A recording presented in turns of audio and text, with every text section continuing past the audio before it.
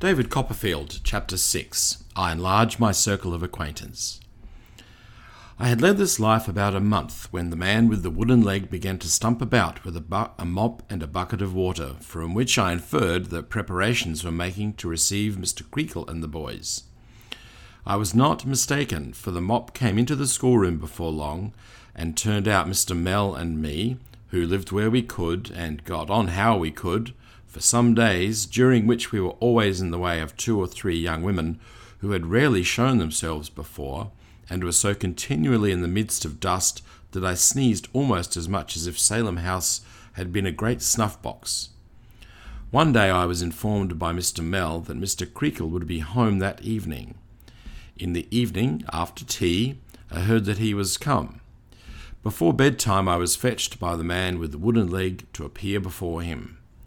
Mr. Creakle's part of the house was a good deal more comfortable than ours, and he had a snug bit of garden that looked pleasant after the dusty playground, which was such a desert in miniature that I thought no one but a camel or a dromedary could have felt at home in it.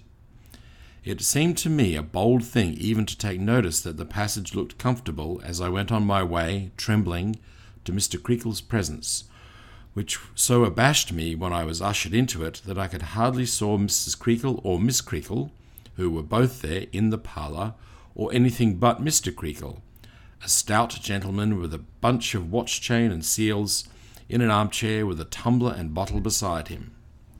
"So," said Mr. Creakle, "this is the young gentleman whose teeth are to be filed. Turn him round."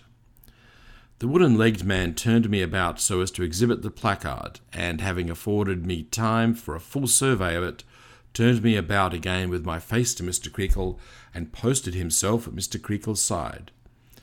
Mr. Creakle's face was fiery, and his eyes were small and deep in his head. He had thick veins in his forehead, a little nose, and a large chin. He was bald on the top of his head. He had some thin, wet-looking hair that was just turning grey, brushed across each temple, so that the 2 sides interlaced on his forehead. But the circumstance about him which impressed me most was that he had no voice but spoke in a whisper. The exertion this cost him, or the consciousness of talking in that feeble way, made his angry face so much more angry, and his thick veins so much thicker, when he spoke, that I am not surprised, on looking back at this peculiarity striking me as his chief one. "Now, said Mr. Creakle, what's the report of this boy?" "There's nothing against him yet," returned the man with the wooden leg. "There has been no opportunity." I thought Mr. Creakle was disappointed. I thought Mr., Mrs., and Miss Creakle, at whom I now glanced for the first time, and who were both thin and quiet, were not disappointed. "Come here, sir," said Mr. Creakle, beckoning to me. "Come here," said the man with the wooden leg, repeating the gesture. "I have the happiness of knowing your father-in-law," whispered Mr. Creakle, taking me by the ear, "and a worthy man he is, and a man of a strong character. He knows me, and I know him. Do you know me? Hey?" said Mr. Creakle, pinching my ear with a ferocious playfulness. "Not yet, sir," I said, flinching with the pain. "Not yet, hey?" repeated Mr. Creakle. "But you will soon, hey?" "You will soon, hey?" repeated the man with the wooden leg. I afterwards found that he generally acted with his strong voice as Mr. Creakle's interpreter to the boys. I was very much frightened, and said I hoped so if he pleased. I felt all this while as if my ear were blazing, he pinched it so hard. "I'll tell you what I am," whispered Mr. Creakle, letting go at last, with a screw at parting that brought the water to my eyes. "I'm a Tartar." "A Tartar," said the man with the wooden leg. "When I say I'll do a thing, I'll do it," said Mr. Creakle, "and when I say I will have a thing done, I will have it done." "Will have a thing done, I will have it done," repeated the man with the wooden leg. "I am a determined character," said Mr. Creakle. "That's what I am. I do my duty. That's what I do. My flesh and blood," he looked at Mrs. Creakle as he said this, "when it rises against me, is not my flesh and blood. I discard it. Has that fellow," to the man with the wooden leg, "been here again?" "No," was the answer. "No," said Mr. Creakle. "He knows better. He knows me. Let him keep away. I say let him keep away, said Mr. Creakle, striking his hand upon the table and looking at Mrs. Creakle, for he knows me. Now you have begun to know me too, my young friend, and you may go. Take him away. I was very glad to be ordered away, for Mrs. and Miss Creakle were both wiping their eyes, and I felt as uncomfortable for them as I did for myself. But I had a petition on my mind, which concerned me so nearly that I couldn't help saying, although I wondered at my own courage, "If you please, sir." Mr. Creakle whispered, "Ha, what's this?" and bent his eyes upon me as if he would have burnt me up with them. "If you please, sir," I faltered, "if I might be allowed, I am very sorry indeed, sir, for what I did, to take this writing off before the boys come back." Whether Mr. Creakle was in earnest, or whether he only did it to frighten me, I don't know, but he made a burst out of his chair, before which I precipitately retreated, without waiting for the escort of the man with the wooden leg, and never once stopped until I reached my own bedroom, where, finding I was not pursued, I went to bed, as it was time, and lay quaking for a couple of hours. Next morning Mr. Sharp came back. Mr. Sharp was the first master and superior to Mr. Mell. Mr. Mell took his meals with the boys, but Mr. Sharp dined and supped at Mr. Creakle's table. He was a limp, delicate-looking gentleman, I thought, with a good deal of nose and a way of carrying his head on one side as if it were a little too heavy for him. His hair was very smooth and wavy, but I was informed by the very first boy who came back that it was a wig, a second-hand one, he said, and that Mr. Sharp went out every Saturday afternoon to get it curled. It was no other than Tommy Traddles who gave me this piece of intelligence. He was the first boy who returned. He introduced himself by informing that I should find his name on the right-hand corner of the gate over the top bolt. Upon that I said, "Traddles?" to which he replied, "The same," and then he asked me for a full account of myself and my family. It was a happy circumstance for me that Traddles came back first. He enjoyed my placard so much that he saved me from the embarrassment of either disclosure or concealment by presenting me to every other boy who came back, great or small, immediately on his arrival, in this form of introduction: "Look here, here's a game." Happily, too, the greater part of the boys came back low-spirited, and were not so boisterous at my expense as I had expected. Some of them certainly did dance about me like wild Indians, and the greater part could not resist the temptation of pretending that I was a dog, and patting and soothing me, lest I should bite, and saying, "Lie down, sir," and calling me Towser.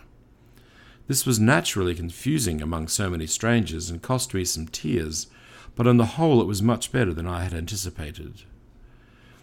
I was not considered as being formally received into the school, however, until J. Steerforth arrived. Before this boy, who was reputed to be a great scholar, and was very good-looking, and at least half a dozen years my senior, I was carried as before a magistrate. He inquired under a shed in the playground into the particulars of my punishment, and was pleased to express his opinion that it was a jolly shame, for which I became bound to him ever afterwards. "What money have you got, Copperfield?" he said, walking aside with me when he had disposed of my affair in these terms. I told him 7 shillings. "You had better give it to me to take care of," he said. "At least you can if you like. You needn't if you don't like." I hastened to comply with his friendly suggestion, and opening Peggotty's purse, turned it upside down into his hand. "Do you want me to spend anything now?" he asked me. "No, thank you," I replied. "You can if you like, you know," said Steerforth. "Say the word." "No, thank you, sir," I repeated. "Perhaps you'd like me to spend a couple of shillings or so and a bottle of currant wine by and by up in the bedroom," said Steerforth. "You belong to my bedroom, I find." It certainly had not occurred to me before, but I said, "Yes, I should like that." "Very good," said Steerforth. "You'll be glad to spend another shilling or so in almond cakes, I dare say." I said, "Yes, I should like that too." "And another shilling or so in biscuits, and another in fruit, eh?" said Steerforth. "I say, young Copperfield, you're going it." I smiled because he smiled, but I was a little troubled in my mind too. "Well," said Steerforth, "we must make it stretch as far as we can, that's all. I'll do the best in my power for you. I can go out when I like, and I'll smuggle the prog in." With these words he put the money in his pocket and kindly told me not to make myself uneasy, that he would take care of it, and it should be all right. He was as good as his word, if that were all right, which I had a secret misgivings was nearly all wrong, for I feared it was a waste of my mother's 2 half-crowns, although I had preserved the piece of paper they were wrapped in, which was a precious saving.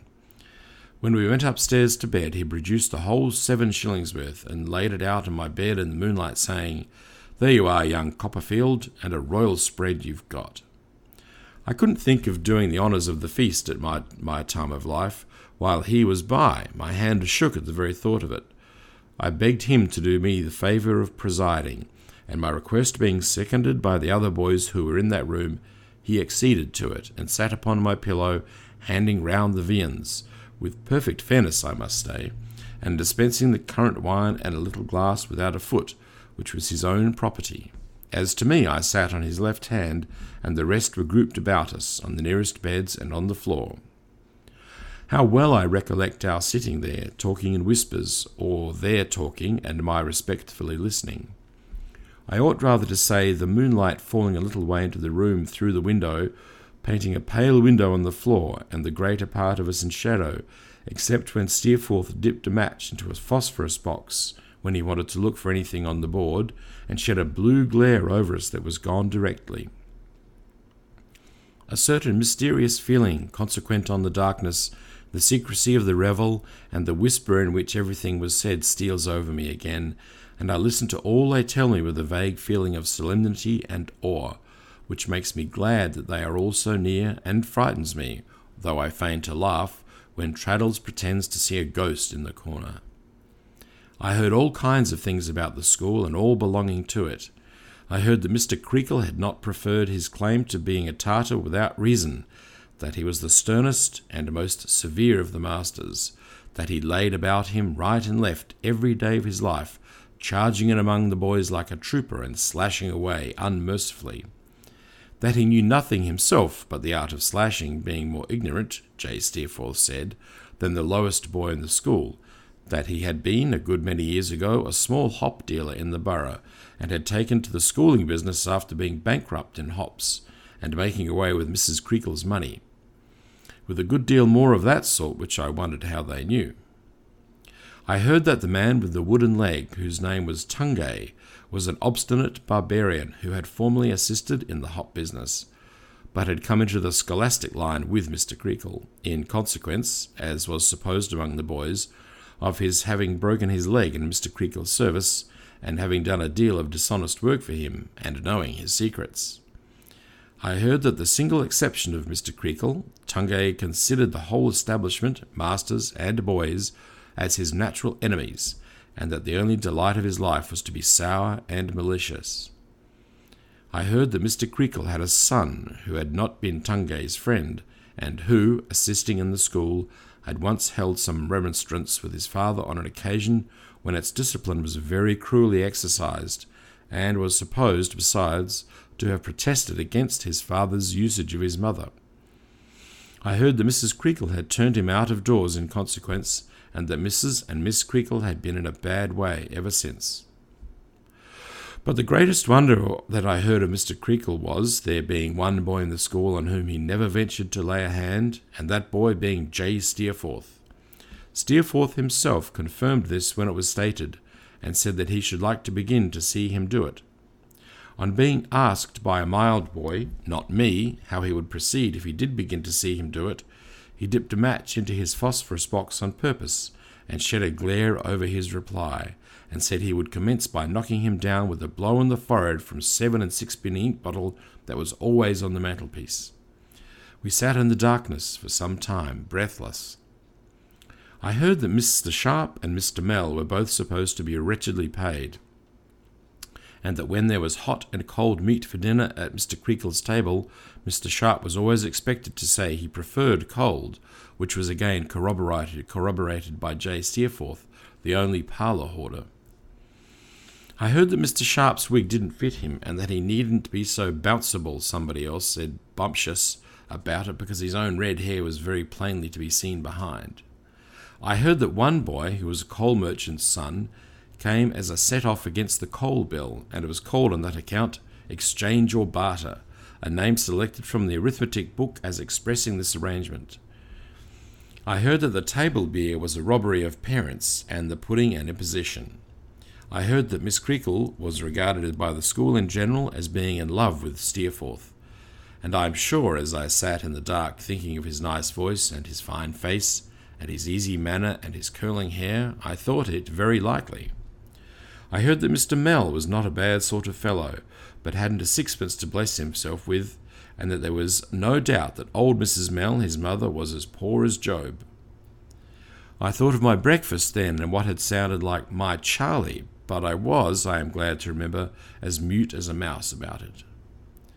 The hearing of all this, and a good deal more, outlasted the banquet some time. The greater part of the guests had gone to bed as soon as the eating and drinking were over, and we who had remained whispering and listening, half undressed, at last betook ourselves to bed too.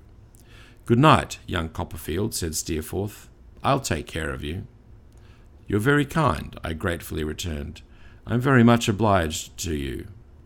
"You haven't got a sister, have you?" said Steerforth, yawning. "No," I answered. "That's a pity," said Steerforth. "If you had had one, I should think she would have been a pretty, timid, little bright-eyed sort of girl. I should have liked to know her. Good night, young Copperfield." "Good night, sir," I replied. I thought of him very much after I went to bed, and raised myself, I recollect, to look at him where he lay in the moonlight, with his handsome face turned up, and his head reclining easily on his arm. He was a person of great power in my eyes. That was, of course, the reason of my mind running on him. No veiled future dimly glanced upon him in the moonbeams.